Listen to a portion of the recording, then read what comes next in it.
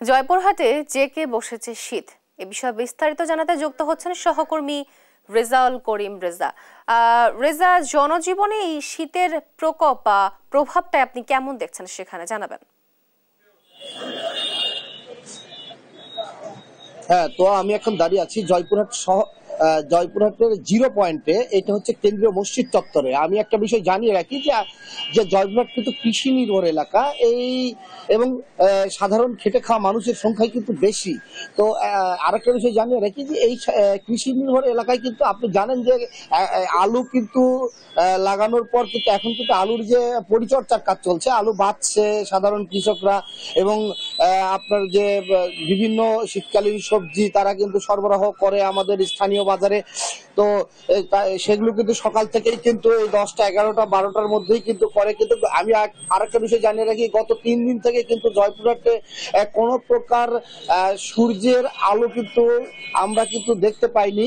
এবং যে এখানকার যে স্থানীয় যে ব্যবসায়ীরা যেটি জানিয়েছেন যে তাদের কিন্তু কাস্টমার, যে দোকানে যে তাদের কাস্টমার, সেটা কিন্তু খুবই কম আসছে, এবং জরুরি প্রয়োজন ছাড়া কিন্তু শহরে লোক সমাগম কম হচ্ছে, এমনটি এখানকার যে ব্যবসায়ীরা আছেন তারা কিন্তু জানিয়েছেন। এবং সাধারণ যে শ্রমিক, অটো শ্রমিক, রিক্সা শ্রমিক, ভ্যান শ্রমিক এবং কুলি শ্রমিক এবং রাজমিস্ত্রি সহ যেগুলো যে একেবারে দিনমজুর, তারা কিন্তু এই গত টানা 3 দিন থেকে কিন্তু চরমভাবে বিপাকে পড়েছেন। তারা জুবুথুবু অবস্থায় কিন্তু তাদের কর্মস্থলে আসছে, কিন্তু কর্মস্থলে কিন্তু তারা কিন্তু সেভাবে শহরে যে শ্রমিক যারা পরিবহন কাজ করেন তারা কিন্তু এখানে যাত্রী কম পাচ্ছে।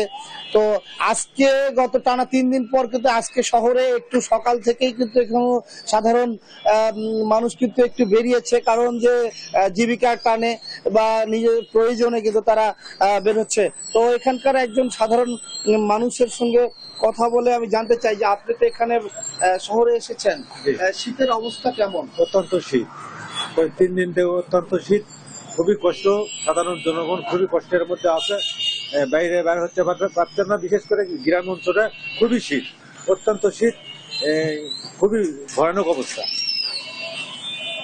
ধন্যবাদ। একটা বিষয় জানিয়ে রাখি যে জয়পুরহাটের কিন্তু আবহাওয়া অফিস নেই। এই আবহাওয়া অফিস পাশের উপজেলা, যেখানে নওগাঁ জেলার বদলগাছি উপজেলা আবহাওয়া অফিস থেকে আজকে সকালে যেটা 6টার যে আবহাওয়া তারা মেপেছে, যেটি জানিয়েছেন 11.7 সর্বনিম্ন সেলসিয়াসে কিন্তু আজকে আবহাওয়া। গতকাল কিন্তু এরকমই 13 ডিগ্রিতে ছিল।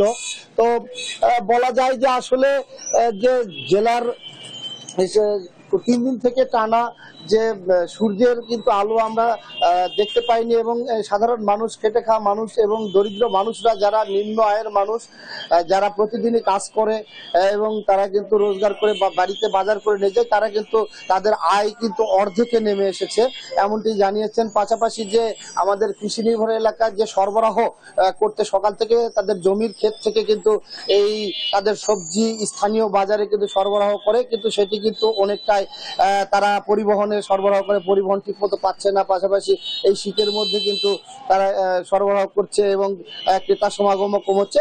সর্বোপরি বলা যায় যে একটা শীতের ভালো রকমের প্রভাব পড়েছে। এই ছিল আমার জয়পুরহাট থেকে শীতের পরিস্থিতি নিয়ে সর্বশেষ। আমি স্টুডিওতে তোয়ার কাছে চলে যাচ্ছি। তোয়া, আপনাকে ধন্যবাদ রেজা। জয়পুরহাট থেকে সরাসরি যুক্ত ছিলেন আমাদের সহকর্মী রেজাউল করিম রেজা।